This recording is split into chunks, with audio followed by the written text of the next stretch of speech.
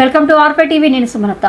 ఆంధ్రప్రదేశ్ ముఖ్యమంత్రి నారా చంద్రబాబు నాయుడు 75వ పుట్టినరోజు సందర్భంగా శ్రీకాళహస్తిలో ఆయనకు ఎమ్మెల్యే బొజ్జల వెంకట సుధీర్ రెడ్డి శుభాకాంక్షలు తెలియజేశారు. భవిష్యత్ రంగాలపై దృష్టి సారించి ఆంధ్రప్రదేశ్ అభివృద్ధి కోసం చంద్రబాబు కృషి చేస్తున్న తీరును ప్రశంసనీయమని ఎమ్మెల్యే వెంకట సుధీర్ రెడ్డి అన్నారు.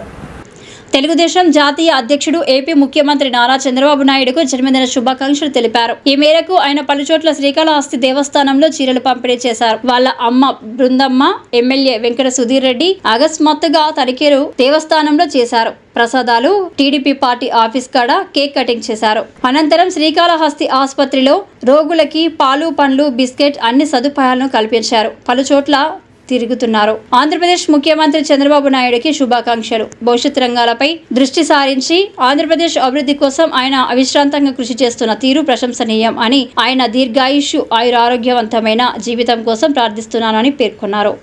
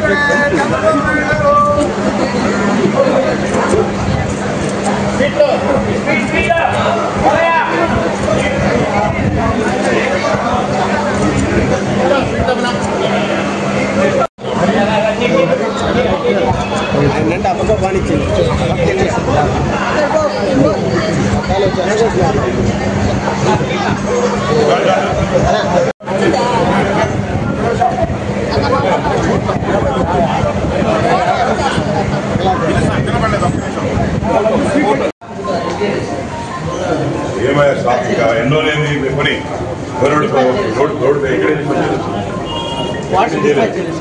లేని పెట్టు అందుకే పెట్టచ్చు కదా.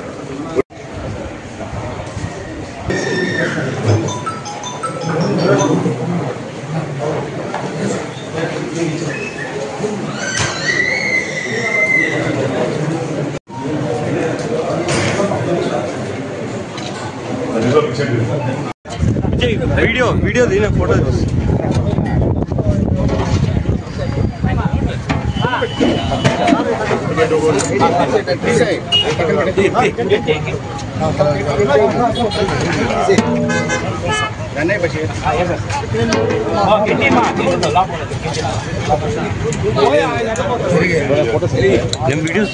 मैं फोटो